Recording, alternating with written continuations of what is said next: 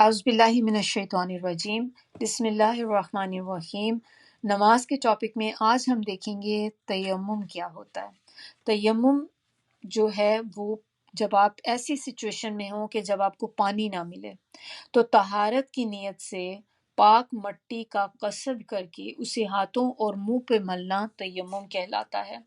اس سے ہمیں پتہ چلتی ہے نماز کی امپورٹنس، کہ نماز کتنی امپورٹنٹ ہے، کہ اس کو کسی بھی وقت چھوڑنے کا حکم نہیں ہے، کہ آپ کسی ٹائم ایسا ہو کہ آپ چھوڑ دیں کہ چلے پانی نہیں مل رہا، وضو کیسے کروں، جب میں وضو ہی نہیں کر سکتی تو پھر میں نماز نہیں پڑھ سکتی۔ تو آپ کے پاس کوئی ایکسکیوز نہیں ہے کہ اگر آپ کے پاس پانی نہیں ہے تو تیمم کر لو، لیکن نماز پڑھنی ضرور ہے آپ نے۔ تو پانی نہ ملنے کی کئی صورتیں ہو سکتی ہیں، جیسے کہ کوئی آپ ٹریول کر رہے ہیں، آپ مسافر ہیں، تو آپ کسی ایسی جگہ پہ پہنچے ہیں کہ جہاں پہ آپ کو دور دور کوئی پانی نہیں ہے۔ اب آپ بائی روڈ بھی جا سکتے ہیں، جیسے جا رہے ہیں تو آپ دیکھ رہے ہیں کوئی ریسٹ ایریا آتا ہی نہیں راستے میں، تو کہاں، اور پانی کا کوئی ذریعہ نہیں ہے آپ کے پاس۔ اور بعض اوقات یہ بھی ہوتا ہے کہ آپ کو اگر پانی کے مقام تک آپ کو پتہ لگ جائے پانی وہاں پر ہے، آپ کو جانے میں اپنی جان کا بھی ڈر ہو کہ وہ ایک خطرناک علاقہ ہے کہ وہاں پہ آپ جائیں، تو پھر ایسی صورت میں آپ اپنے آپ کو رسک پہ نہیں کریں گے۔ اب جیسے اور کیا صورتیں ہو سکتی ہیں، جیسے گھر میں پانی نہیں ہے اور باہر کرفیو نافذ ہے، یا پانی لانے میں کسی دشمن یا درندے سے جان کا اندیشہ ہو، تو ایسی صورت میں پھر ہم تیمم کر سکتے ہیں۔ لیکن اگر آپ کو پانی کا آپ کو ہے کہ مجھے پانی اویلیبل ہے، جیسے تھوڑی سی تنگی سے ہے لیکن آپ کر سکتے ہیں، تو پھر آپ تیمم نہیں کریں گے ایسی صورت میں۔ یہ وہ صورتیں ہیں کہ جس میں آپ کا بالکل پانی کے پاس ایکسس نہیں ہے۔ پاک مٹی مسلمانوں کا وضو ہے، اگرچہ 10 برس پانی نہ پائے۔ یہ حدیث ہے، نسائی کے اندر ہے، ترمذی میں بھی ہے۔ اسی طرح جیسے ہم تیمم وضو کے لیے کرتے ہیں، اسی طرح تیمم غسل کے لیے بھی کیا جا سکتا ہے۔ سیدنا عمران رضی اللہ روایت کرتے ہیں کہ ہم رسول اللہ صلی اللہ علیہ وسلم کے ساتھ سفر میں تھے،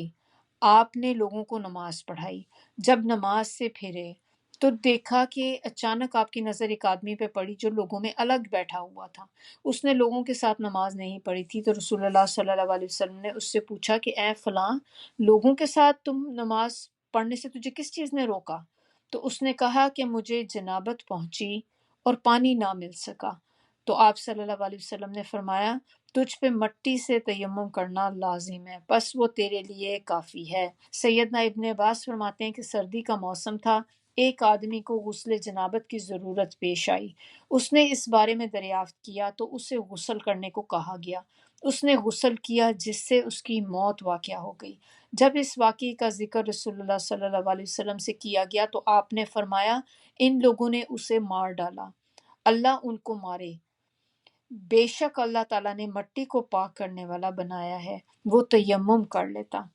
سیدنا عبداللہ بن عمر نے فرمایا کہ اگر زخم پر پٹی بندھی ہو تو وضو کرتے وقت پٹی پہ مسح کر لے اور ارد گرد کو دھو لے۔ معلوم ہوا کہ اگر کسی کمزور یا بیمار آدمی کو احتلام ہو جائے اور غسل کرنا اس کے لیے ہلاکت یا بیماری کا باعث ہو تو اسے تیمم کر کے نماز پڑھ لینی چاہیے۔ نیز یہ بھی ثابت ہوا کہ زخموں اور پھوڑوں وغیرہ کی پٹی پہ مسح کر لینا درست ہے۔ حائضہ عورت یا نفاس والی بھی جو عورت ہوتی ہیں، کہ جیسے جو ڈلیوری کے بعد جو عورت کو بلڈ آتا ہے، اس کے سے بھی جب آپ نے پاک ہونا ہو یا پیریڈ سے پاک ہونا ہو تو وہ عورتیں بھی بوقت ضرورت تیمم کر کے نماز پڑھ سکتی ہیں، اس لیے کہ تیمم عذر کی حالت میں وضو اور غسل دونوں کا قائم مقام ہے۔ اب طریقہ کیا ہے تیمم کا؟ سیدنا عمار بیان کرتے ہیں کہ وہ سفر کی حالت میں جنبی ہو گئے اور پانی نہ ملنے کی وجہ سے خاک میں لوٹے اور نماز پڑھ لی۔ پھر سفر سے آ کے یہ حال رسول اللہ صلی اللہ علیہ وسلم کے سامنے بیان کیا تو آپ نے فرمایا کہ تمہارے لیے صرف یہی کافی تھا، اور پھر نبی صلی اللہ علیہ وسلم نے دونوں ہاتھ زمین پہ مارے اور ان پہ پھونک ماری، پھر ان کے ساتھ اپنے منہ اور دونوں ہاتھوں پہ مسح کیا۔ تو یعنی کہ نبی صلی اللہ علیہ وسلم نے جب ان کو کہا نا کہ تمہارے لیے صرف یہی کافی تھا تو تم یہ کر لیتے، تو اس میں آپ نے طریقہ، پھر ہمیں کیا پتہ چلتا ہے کہ آپ نے پانی اپنا ہاتھ جو ہے اس کو آپ نے مٹی والی جگہ پہ مارنا ہے، آپ اس کو ٹیپ کریں گے، پھر اس کے بعد آپ اس کو جھاڑیں گے، اپنے ہاتھوں کو پھونک ماریں گے تاکہ اس سے جو ایکسٹرا مٹی اس پہ لگی ہے وہ اڑ جائے، پھر وہ ہاتھ آپ جو ہیں اپنے چہرے پہ اور دونوں ہاتھوں پہ اس سے مسح کر لیں گے، یعنی کہ الٹے ہاتھ سے، اور پھر اور یہ بھی ہے کہ آپ نے الٹے ہاتھ سے سیدھے ہاتھ اور سیدھے ہاتھ سے الٹے ہاتھ میں مسح کیا، پھر دونوں ہاتھوں سے چہرے کا مسح کیا۔ قرآن مجید کے حکم کی روح سے تیمم پاک مٹی سے کرنا چاہیے۔ تیمم جیسے مٹی سے جائز ہے، اسی طرح شور والی زمین اور ریت سے بھی جائز ہے۔ ایک تیمم سے وضو کی طرح کئی نمازیں پڑھ سکتے ہیں، کیونکہ تیمم وضو کا قائم مقام ہے۔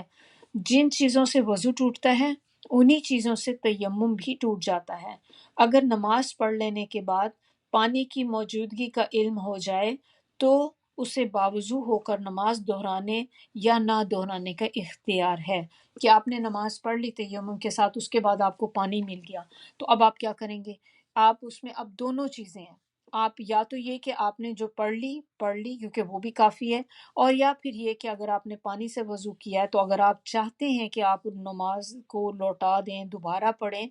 تو وہ بھی کر سکتے ہیں آپ، تاہم اگر دوہرا لے تو زیادہ بہتر ہے۔ تو یہ اس سے زیادہ بہتر ہے کہ آپ نے وضو کیا ہے تو اگر آپ اس کو دوبارہ پڑھ لیتے ہیں تو بہت اچھی بات ہے۔ اس صورت میں ہوگا کیا کہ آپ کو دونوں نمازوں کا اجر مل جائے گا، ضائع تو کوئی بھی نہیں ہوگی، جو پہلے آپ نے تیمم کے ساتھ پڑھی ہے آپ کو اس کا بھی اجر مل جائے گا، اور جو آپ نے وضو کے ساتھ دوبارہ پڑھی ہے اس کا بھی اجر آپ کو مل جائے گا۔ سبحانک اللہم و بحمدک، نشہد ان لا الہ الا انت، نستغفرک و نتوب الیک۔